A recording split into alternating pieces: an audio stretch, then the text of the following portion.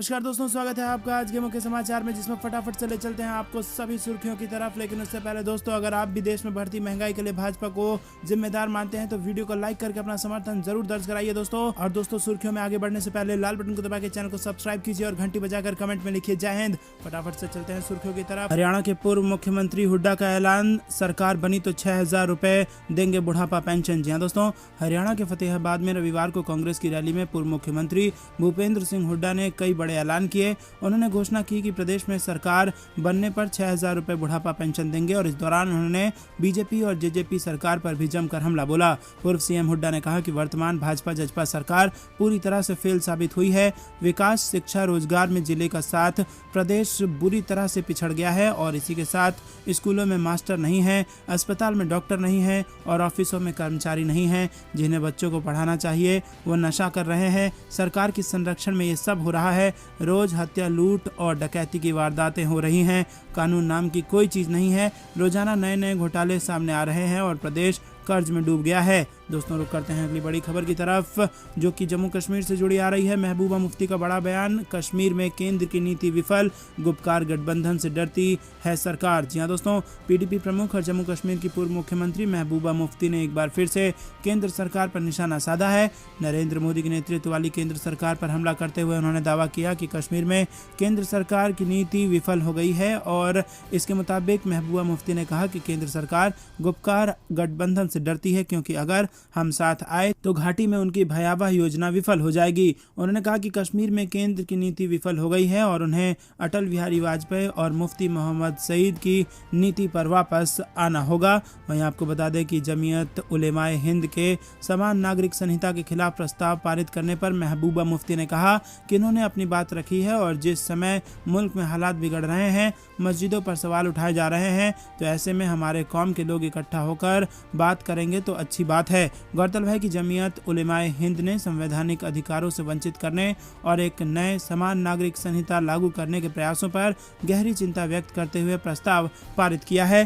दोस्तों, रुक करते हैं अगली बड़ी खबर की तरफ। सामना में शिवसेना का बीजेपी पर निशाना, कहा बेरोजगारी बढ़ी और कश्मीर भी अशांत, लेकिन विश्व का मार्गदर्शन करने वाले पीएम मोदी हैं मौन। जी हाँ दोस्तों, आपको बता दें कि शिवसेना ने अपने मुखपत्र सामना में देश में बेरोजगारी, कश्मीर समस्या और ज्ञानव्यापी मस्जिद जैसे मुद्दों को लेकर बीजेपी पर निशाना साधा है। शिवसेना ने सामना के संपादकीय में लिखा है कि देश में बेरोजगारी का आंकड़ा बढ़ता ही जा रहा है, पंजाब और कश्मीर अशांत हो गया है और राजनीति अलग ही दिशा में भटक रही है। देश की नई पीढ़ी किस दिशा में जा रही है, ऐसे समय पर विश्व का मार्गदर्शन करने वाले प्रधानमंत्री नरेंद्र मोदी मौन है, इसका आश्चर्य है। सामना में लिखा है कि हिंदू और मुसलमान की परवाह किए बिना कश्मीर घाटी में आतंकवादियों का खूनी खेल जारी है। जो लोग देश की तरफ हैं उन्हें खत्म करना आतंकियों की नीति है। घाटी में पिछले 2 महीने में 12 मुस्लिम पुलिस अधिकारी मारे गए हैं और बीजेपी को केवल एक समुदाय, एक धर्म का ही बलिदान दिखाई देता है। ये राष्ट्रीय एकता का लक्षण नहीं है। देश के लिए बलिदान देने वाले हिंदू का जितना सम्मान होता है, उतना ही सम्मान इस देश के लिए कुर्बानी देने वाला मुसलमान का भी होना चाहिए। दोस्तों, रुक करते हैं अगली बड़ी खबर की तरफ। नोटबंदी की एकमात्र सफलता अर्थव्यवस्था को डुबाना, राहुल गांधी का केंद्र सरकार पर निशाना। यहाँ दोस्तों, नोटबंदी को लेकर विपक्षी दलों ने रविवार को केंद्र की नरेंद्र मोदी सरकार पर निशाना साधा है और इसी क्रम में कांग्रेस के पूर्व अध्यक्ष राहुल गांधी ने कहा कि 2016 के इस कदम की एकमात्र दुर्भाग्यपूर्ण सफलता भारत की अर्थव्यवस्था को डुबाना है। गांधी ने मीडिया की एक खबर के स्क्रीनशॉट को टैग किया, जिसमें भारतीय रिजर्व बैंक की वार्षिक रिपोर्ट का हवाला देते हुए कहा गया कि 500 रुपए के जाली नोट में 100% और 2000 रुपए के जाली नोट में 50% की वृद्धि हुई है। ये दोनों नोट 500 रुपए और 1000 रुपए के पुराने नोट पर प्रतिबंध लगाने के बाद जारी किए गए थे। दोस्तों, रुक करते हैं अगली बड़ी खबर की तरफ। चौतरफा घिरने के बाद बैकफुट पर आई सरकार, वापस ली आधार पर जारी की गई नई एडवाइजरी। जी हाँ दोस्तों, आपको बता दें कि आधार कार्ड से जुड़ी नई एडवाइजरी को लेकर चौतरफा विरोध के बाद सरकार ने इसे तत्काल प्रभाव से वापस ले लिया है। साथ ही इसे एक सामान्य गतिविधि बताया है। जी हाँ दोस्तों, आपको बता दें कि इलेक्ट्रॉनिक्स और सूचना प्रौद्योगिकी मंत्रालय ने एक बयान में कहा कि भारतीय विशिष्ट पहचान प्राधिकरण यानी कि UIDAI की लेटेस्ट एडवाइजरी को तत्काल प्रभाव से वापस लिया जाता है। इसके गलत अर्थों में समझे जाने की संभावना को देखते हुए सरकार ने यह फैसला किया है। UIDAI ने आधार संख्या को शेयर करने की सामान्य प्रक्रियाओं के बारे में परामर्श देने के लिए प्रेस रिलीज जारी की थी। आपको बता दें कि सरकार ने आम लोगों को फिर से भरोसा दिलाया कि आधार से पहचान का इकोसिस्टम सुरक्षित है और कार्ड धारक की पहचान और निजता की सुरक्षा के लिए इसमें पर्याप्त सुरक्षा फीचर दिए गए हैं। UIDAI के बेंगलुरु क्षेत्रीय कार्यालय ने हाल में एक नई आधार एडवाइजरी जारी की थी और इसमें कहा गया था कि लोगों को किसी संस्थाओं को आधार कार्ड की फोटोकॉपी नहीं देनी चाहिए क्योंकि इसका गलत इस्तेमाल हो सकता है। इसकी जगह आप मास्टर्ड आधार कार्ड का उपयोग कर सकते हैं। मास्टर्ड आधार कार्ड में आपकी 12 डिजिट की पूरी आधार संख्या नहीं दिखाई देती है, बल्कि इसमें आधार संख्या के सिर्फ आखिरी 4 अंक ही दिखाई देते हैं। इसे आप ऑनलाइन भी प्राप्त कर सकते हैं। तो दोस्तों, मास्टर्ड आधार नंबर यूज करने की एडवाइजरी जारी की गई थी, जिसको अब वापस ले लिया गया है विरोध के बाद। इसी के साथ लोगों से ये भी कहा गया था कि गैर लाइसेंसी प्राइवेट इकाइयां उनका आधार कलेक्ट नहीं कर सकती हैं, ना ही उसे अपने पास रख सकती हैं। इसमें बिना लाइसेंस वाले होटल और सिनेमा हॉल शामिल हैं। ऐसे में कार्ड धारकों को इन्हीं इकाइयों के साथ आधार डिटेल शेयर करनी चाहिए जिनके पास UIDAI से लिया गया यूजर लाइसेंस हो। दोस्तों, रुक करते हैं अगली बड़ी खबर की तरफ। PM मन की बात में देश भर में बने तनाव के माहौल में शांति की अपील करें, इस पर बोले CM अशोक गहलोत। जी हाँ दोस्तों, राजस्थान के मुख्यमंत्री अशोक गहलोत ने सांप्रदायिक हिंसा पर एक बार फिर BJP RSS पर निशाना साधा है। CM गहलोत ने ट्वीट कर लिखा कि माननीय प्रधानमंत्री जी नरेंद्र मोदी जी देश के तमाम विपक्षी पार्टी के नेता, बुद्धिजीवी, पत्रकार, लेखक एवं शांतिपूर्ण जीवन जीना चाहने वाले आप सभी से अपील कर रहे हैं कि आज मन की बात कार्यक्रम में देश भर में बने तनाव के माहौल में शांति की अपील जारी करें। गहलोत ने कहा कि आज धर्म के नाम पर पूरे देश में तनाव का माहौल है और आए दिन दंगे हो रहे हैं। ऐसे में जनता में आपकी अपील का असर रहेगा। आप कहें कि सब कुछ बर्दाश्त हो सकता है, पर सांप्रदायिकता और हिंसा किसी कीमत पर बर्दाश्त नहीं है। इससे देश भर में एक सकारात्मक संदेश जाएगा और माहौल सुधरेगा।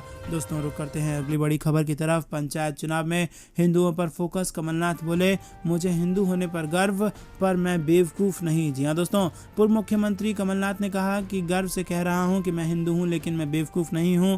हर जगह विवाद हो रहा है। अब भाषा विवाद तमिलनाडु में शुरू हो गया है। हमें राजनीतिक परिवर्तन को दूसरों को समझाना है।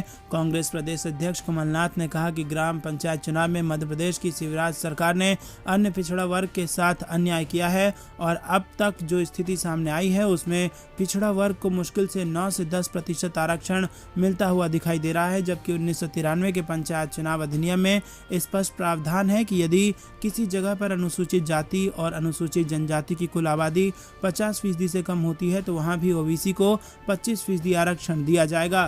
दोस्तों, रुक करते हैं अगली बड़ी खबर की तरफ, जो कि गुजरात से आ रही है। गुजरात चुनाव में जिग्नेश मेवानी का बड़ा बयान। कहा, मैं CM फेस नहीं, संयुक्त नेतृत्व में चुनाव लड़ेगी कांग्रेस। जी हाँ दोस्तों, दलित नेता जिग्नेश मेवानी ने कहा कि गुजरात के अगले विधानसभा चुनावों में वो कांग्रेस पार्टी की तरफ से मुख्यमंत्री पद का चेहरा नहीं होंगे। उनका तो यहाँ तक कहना है कि कांग्रेस इन चुनाव में CM कैंडिडेट के तौर पर किसी चेहरे को पेश नहीं करेगी और एक संयुक्त नेतृत्व सत्तारूढ़ भाजपा को टक्कर देगा। असम में अपनी गिरफ्तारी को जिग्नेश ने बदले की कार्रवाई करार दिया।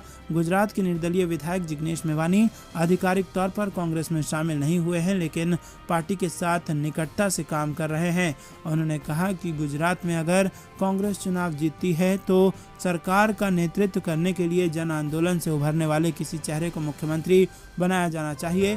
दोस्तों, रुक करते हैं अगली बड़ी खबर की तरफ। सांसद वरुण गांधी के बाद अब मेनका गांधी ने BJP सरकार पर साधा निशाना। जी हाँ दोस्तों, BJP सांसद वरुण गांधी के बाद अब उनकी मां सांसद मेनका गांधी ने भी बेरोजगारी को लेकर सरकार पर निशाना साधा है। उन्होंने कहा कि लोगों की उम्मीदें घटी हैं और उनको नौकरी मिलेगी भी या नहीं मिलेगी इसको लेकर वो चिंतित हैं। उम्मीदें कम होने से इंसान हिंसा की तरफ चला जाता है।